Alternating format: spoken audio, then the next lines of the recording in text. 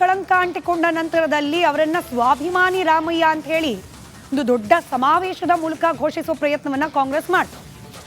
ಆದರೆ ಕಾಂಗ್ರೆಸ್ನ ಒಳಗೆ ಇದ್ದ ಬಣ ಬಡಿದಾಟದಿಂದಾಗಿ ಅದು ಸ್ವಾಭಿಮಾನಿ ಸಮಾವೇಶ ಹೋಗಿ ಜನಕಲ್ಯಾಣ ಸಮಾವೇಶ ಆಯ್ತು. ಕಾಂಗ್ರೆಸ್ನವರ ಕೈಲಿ, ಅದರಲ್ಲೂ ಸಿದ್ದರಾಮಯ್ಯ ಬಣದ ಸದಸ್ಯರ ಕೈಲಿ ಮಾಡೋಕ್ಕಾಗದ ವಿಚಾರವನ್ನ ಲೋಕಾಯುಕ್ತ ಅಧಿಕಾರಿಗಳು ಮಾಡ್ತಿದ್ದಾರಾ ಅನ್ನೋ ಒಂದು ಸಣ್ಣ ಅನುಮಾನ, ಕುತೂಹಲ. ಸಿದ್ದರಾಮಯ್ಯನವರನ್ನ ಪರಿಶುದ್ಧ ರಾಮಯ್ಯ ಅಂತ ಮಾಡ್ಲಿಕ್ಕೆ ಹೊರಟಿದ್ಯಾ ಲೋಕಾಯುಕ್ತ ಸಂಸ್ಥೆ? ಲೋಕಾಯುಕ್ತ ಸಂಸ್ಥೆಗೆ ಹಾಗೆ ಅದರ ತನಿಖೆಗೆ ಸಂಪೂರ್ಣ ಗೌರವ ರಿಪಬ್ಲಿಕ್ ಕನ್ನಡ ಕೊಡುತ್ತೆ. ಈ ನೆಲದ ಪ್ರತಿಯೊಂದು ತನಿಖಾ ಸಂಸ್ಥೆ ತೆಗೆದುಕೊಳ್ಳುವ ನಿರ್ಧಾರಗಳಿಗೆ, ನಿಲುವುಗಳಿಗೂ ಕೂಡ ರಿಪಬ್ಲಿಕ್ ಕನ್ನಡ ಗೌರವವನ್ನ ಸಲ್ಲಿಸುತ್ತೆ.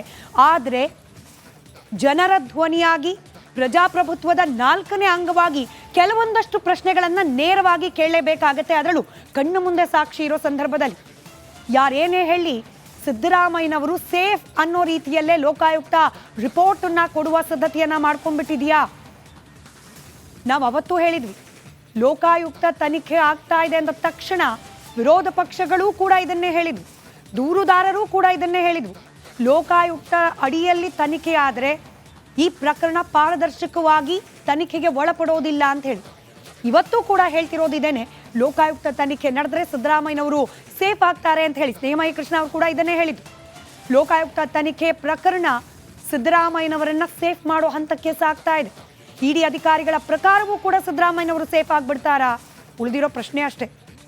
ಬಟ್ ಕೆಲವೇ ದಿನಗಳ ಹಿಂದೆ ಇಡಿ ಅಧಿಕಾರಿಗಳು ಲೋಕಾಯುಕ್ತ ಅಧಿಕಾರಿಗಳಿಗೆ ಕೊಟ್ಟ ಪತ್ರ ನಿಮಗೆ ನೆನಪಿರ್ಬೋದು. ರಿಪಬ್ಲಿಕ್ ಕನ್ನಡ ಕೂಡ ಈ ವಿಚಾರವನ್ನ ಕೂಡ ಎಕ್ಸ್ಕ್ಲೂಸಿವ್ ಆಗಿ ಹಾಗೆ ಫಸ್ಟ್ ಆನ್ ಬ್ರೇಕ್ ಆಗಿದ್ದು ರಿಪಬ್ಲಿಕ್ ಕನ್ನಡದಲ್ಲೇ.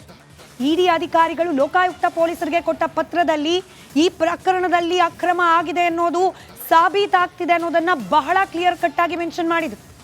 ಹಾಗಾದ್ರೆ ಇಡಿ ಕೊಟ್ಟ ದಾಖಲೆಗಳು ಕೂಡ ಲೋಕಾಯುಕ್ತಕ್ಕೆ ಸಾಕ್ಷ್ಯ ಅಂತ ಅನ್ನಿಸ್ಲಿಲ್ವಾ?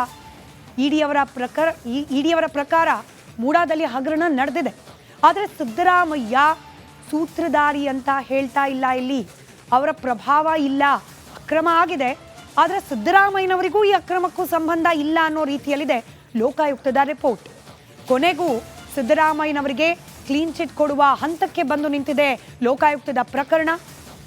ಲೋಕಾಯುಕ್ತದ ಪ್ರಕಾರ ಸಿದ್ದರಾಮಯ್ಯನವರು ಮೂಡಾ ವಿಚಾರದಲ್ಲಿ ತಪ್ಪೇ ಮಾಡಿಲ್ಲ, ಅಥವಾ ತಪ್ಪು ಮಾಡಿದ್ರೂ ಕೂಡ ಅದಕ್ಕೆ ಸಾಕ್ಷ್ಯ ಇಲ್ಲ ಅನ್ನೋ ರೀತಿಯಲ್ಲಿದೆ. ಸಿದ್ದರಾಮಯ್ಯನವರು ತಪ್ಪು ಮಾಡಿರೋದಕ್ಕೆ ಸಾಕ್ಷಿ ಇಲ್ಲ ಅಂತ ಹೇಳ್ತಾ ಇದೆ ಲೋಕಾಯುಕ್ತ. ಅಂದ್ರೆ ಮೂಡಾ ಹಗರಣದಲ್ಲಿ ತಪ್ಪು ಮಾಡಿದ್ಯಾರು?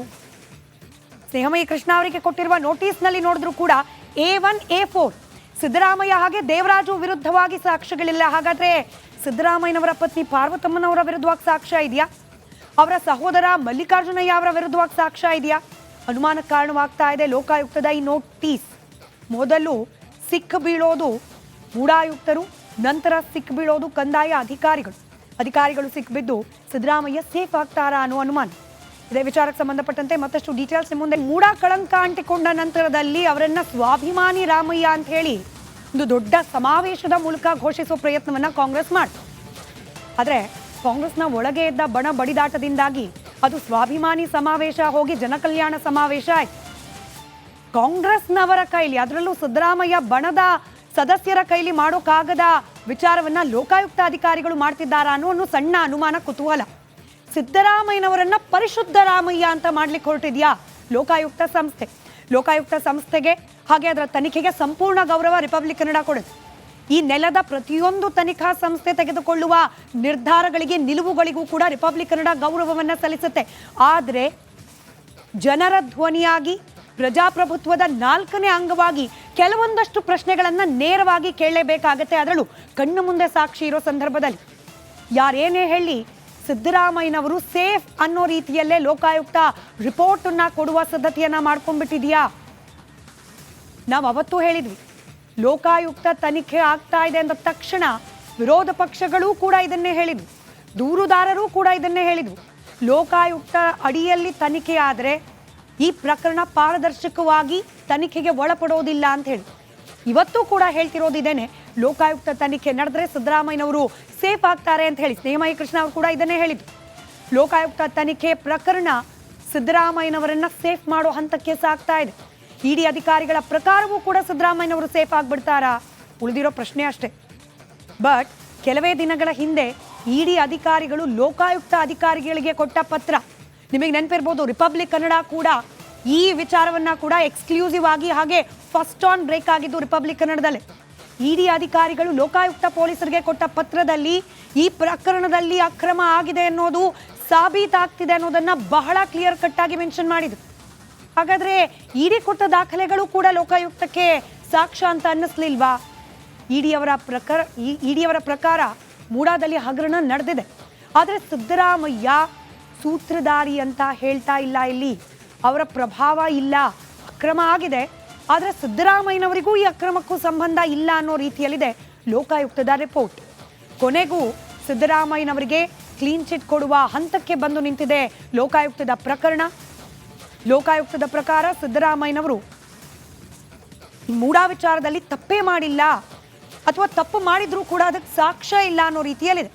ಸಿದ್ದರಾಮಯ್ಯನವರು ತಪ್ಪು ಮಾಡಿರೋದಕ್ಕೆ ಸಾಕ್ಷಿ ಇಲ್ಲ ಅಂತ ಹೇಳ್ತಾ ಇದೆ ಲೋಕಾಯುಕ್ತ. ಅಂದ್ರೆ ಮೂಡಾ ಹಗರಣದಲ್ಲಿ ತಪ್ಪು ಮಾಡಿದ್ಯಾರು?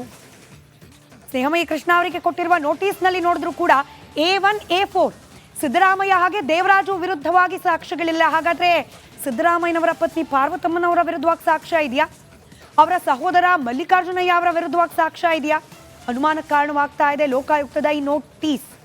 ಮೊದಲು ಸಿಕ್ ಬೀಳೋದು ಮೂಡಾಯುಕ್ತರು, ನಂತರ ಸಿಕ್ ಬೀಳೋದು ಕಂದಾಯ ಅಧಿಕಾರಿಗಳು ಸಿಕ್ಬಿದ್ದು ಸಿದ್ದರಾಮಯ್ಯ ಸೇಫ್ ಆಗ್ತಾರಾ ಅನ್ನೋ ಅನುಮಾನ. ಇದೇ ವಿಚಾರಕ್ಕೆ ಸಂಬಂಧಪಟ್ಟಂತೆ ಮತ್ತಷ್ಟು ಡೀಟೇಲ್ಸ್ ಮುಂದೆ. ಮೂಡಾ ಕಳಂಕ ಅಂಟಿಕೊಂಡ ನಂತರದಲ್ಲಿ ಅವರನ್ನ ಸ್ವಾಭಿಮಾನಿ ರಾಮಯ್ಯ ಅಂತ ಹೇಳಿ ಒಂದು ದೊಡ್ಡ ಸಮಾವೇಶದ ಮೂಲಕ ಘೋಷಿಸುವ ಪ್ರಯತ್ನವನ್ನ ಕಾಂಗ್ರೆಸ್ ಮಾಡಿತು. ಆದ್ರೆ ಕಾಂಗ್ರೆಸ್ನ ಒಳಗೆ ಇದ್ದ ಬಣ ಬಡಿದಾಟದಿಂದಾಗಿ ಅದು ಸ್ವಾಭಿಮಾನಿ ಸಮಾವೇಶ ಹೋಗಿ ಜನಕಲ್ಯಾಣ ಸಮಾವೇಶ ಆಯ್ತು. ಕಾಂಗ್ರೆಸ್ನವರ ಕೈಲಿ, ಅದರಲ್ಲೂ ಸಿದ್ದರಾಮಯ್ಯ ಬಣದ ಸದಸ್ಯರ ಕೈಲಿ ಮಾಡೋಕ್ಕಾಗದ ವಿಚಾರವನ್ನ ಲೋಕಾಯುಕ್ತ ಅಧಿಕಾರಿಗಳು ಮಾಡ್ತಿದ್ದಾರಾ ಅನ್ನೋ ಒಂದು ಸಣ್ಣ ಅನುಮಾನ, ಕುತೂಹಲ. ಸಿದ್ದರಾಮಯ್ಯನವರನ್ನ ಪರಿಶುದ್ಧ ರಾಮಯ್ಯ ಅಂತ ಮಾಡ್ಲಿಕ್ಕೆ ಹೊರಟಿದ್ಯಾ ಲೋಕಾಯುಕ್ತ ಸಂಸ್ಥೆಗೆ ಹಾಗೆ ಅದರ ತನಿಖೆಗೆ ಸಂಪೂರ್ಣ ಗೌರವ ರಿಪಬ್ಲಿಕ್ ಕನ್ನಡ ಕೊಡುತ್ತೆ. ಈ ನೆಲದ ಪ್ರತಿಯೊಂದು ತನಿಖಾ ಸಂಸ್ಥೆ ತೆಗೆದುಕೊಳ್ಳುವ ನಿರ್ಧಾರಗಳಿಗೆ, ನಿಲುವುಗಳಿಗೂ ಕೂಡ ರಿಪಬ್ಲಿಕ್ ಕನ್ನಡ ಗೌರವವನ್ನ ಸಲ್ಲಿಸುತ್ತೆ.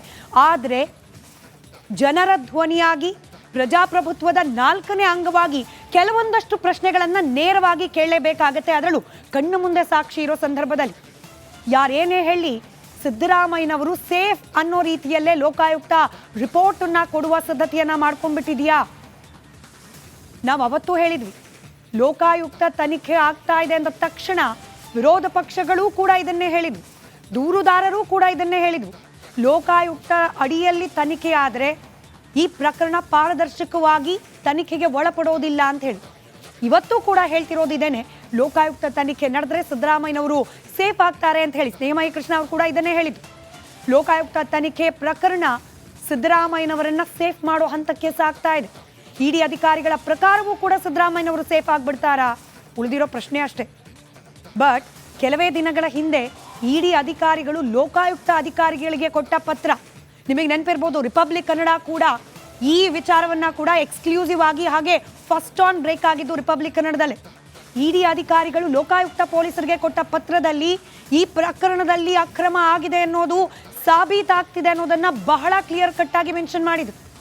ಹಾಗಾದ್ರೆ ಇಡಿ ಕೊಟ್ಟ ದಾಖಲೆಗಳು ಕೂಡ ಲೋಕಾಯುಕ್ತಕ್ಕೆ ಸಾಕ್ಷ್ಯ ಅಂತ ಅನ್ನಿಸ್ಲಿಲ್ವಾ?